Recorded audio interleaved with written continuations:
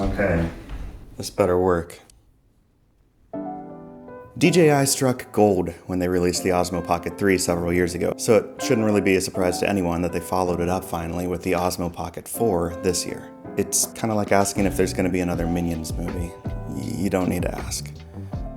And while these upgrades on the Pocket 4 might genuinely make it the best travel camera on the planet, unfortunately, if you're in the United States, stores cannot legally sell you this camera due to ongoing regulatory freezes. It's a statement that I hope becomes a thing of the past pretty soon, but for now, American creators need to ask themselves if this camera is worth smuggling into the United States.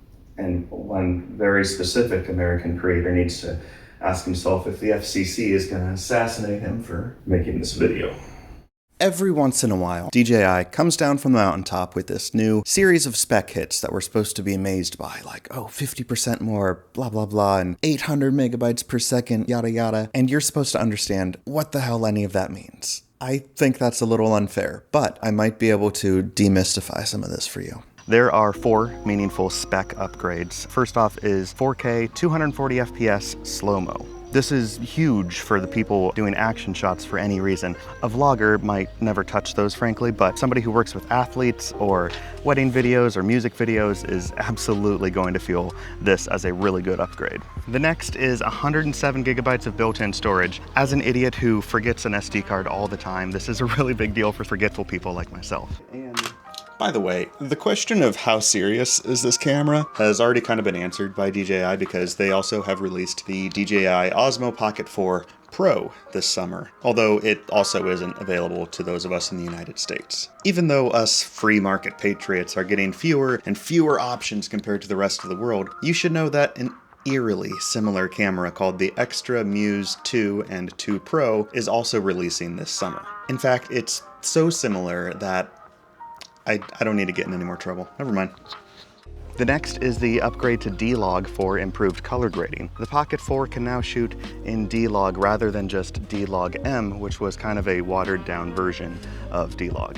The amount of light and color detail that D-Log captures means that if you put in a little bit of work in post, you can get some actually incredible looking shots. If you don't know what the hell any of that means, don't sweat it. This is a big deal for people that go professionally deep on color grading. Lastly, 14 stops of dynamic range is a big deal for everybody. That means that the highlights aren't going to be blown out as often and the shadows aren't going to be crushed as often. You're able to take legible video in a lot more difficult lighting.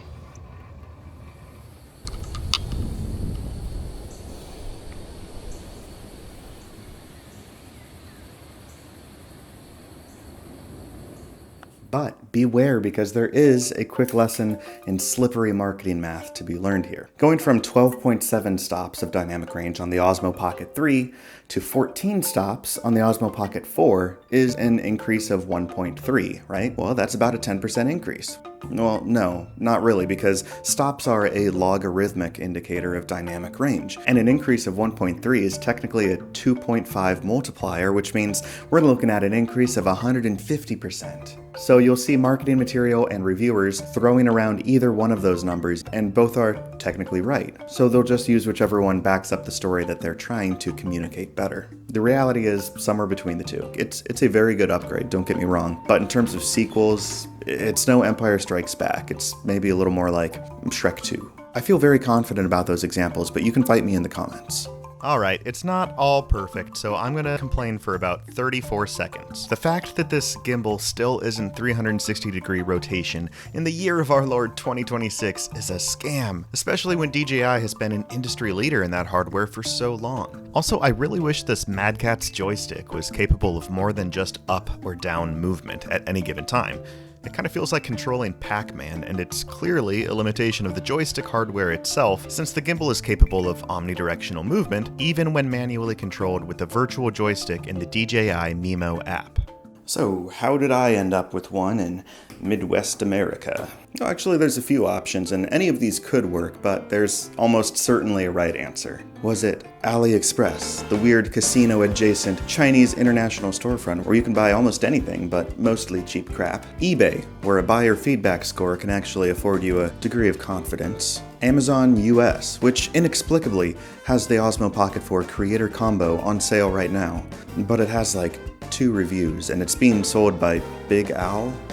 No, sorry, Al's Variety, which is very fishy to me and expensive. Or you could go with Old Reliable, pick it up yourself when you travel overseas, or beg an international friend to buy one for you and bring it to America. Before you lock in your final answer, please do know that it is perfectly legal to use this camera, to activate it, to ship and to receive it. You have zero legal liability for anything having to do with the Osmo Pocket 4. That said, there is some practical risk associated with buying the Osmo Pocket 4 in the United States, so wait just a second before blindly buying this online. You run the risk of knockoff units, an empty box, or no package at all. And even if you do get a shiny new Pocket 4, no matter what, your warranty is meaningless in the United States.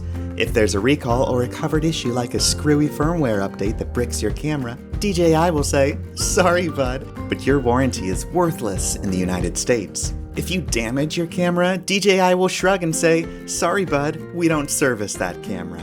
You can't even buy DJI Care Refresh for the Pocket 4 in the United States. That's how badly DJI wants nothing to do with the Yanks while they're in this compliance purgatory. Side effects may include extended interactions with supported chatbots, custom forms that you don't understand, and a tracking number that has not updated in the last 12 business days. That said, if you are okay with all of those risks outside of personally buying it yourself overseas, I would say that the best option is probably eBay. They have really strong buyer protections, and a good amount of positive feedback can give you a good amount of confidence. The downside, of course, is that you pay for a higher degree of confidence, so it might still end up being pretty pricey. Personally, I gambled on a random AliExpress seller because I can't control myself around good prices. Sometimes those store-wide coupons, man, they hit just right. And then if you combine that with a browser extension that gives you a good amount of cash back, I ended up with the Pocket 4 shipped to my door in America for like $390 or something.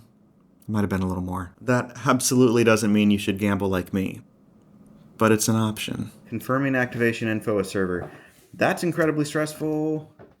Wow, activation successful. All right. And you know what? In case it wasn't clear, this is not a sponsored video. I bought this camera because I wanted it. And I'm making this video because now that I have the camera, I'm really annoyed seeing all these videos where the creators clearly don't know what they're talking about or they didn't do their research.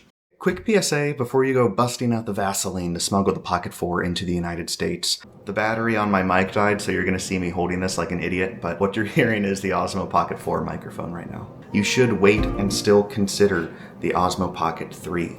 It's pretty easy to get this for around $400 now, and even less if you buy used. Not to mention the warranty and service support that you would still get. And yes, the Pocket 4 is still an upgrade, but in a lot of shooting scenarios, it's still neck and neck with the Pocket 3. This is a pretty difficult lighting scenario. I have very strong light coming through my window, but it's really dark in the room. Wow, that is a fascinating difference. And even when there's a ton of strong natural light, you can still see some extra detail in the shadows on these trees.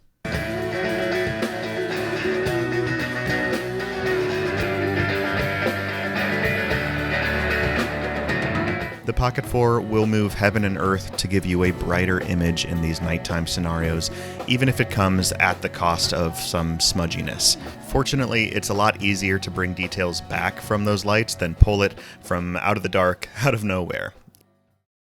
Even in still images taken at 2x zoom, you can see that the Pocket 4 is letting a whole lot more light through. Even in perfect and generous light, you might notice that the Pocket 4 trends a lot warmer than its predecessor. It also seems to do a little bit of skin smoothing at the cost of some sharpness. Oh, and check out how much better 240 FPS slow-mo looks next to 120 FPS. Oh, that's nice.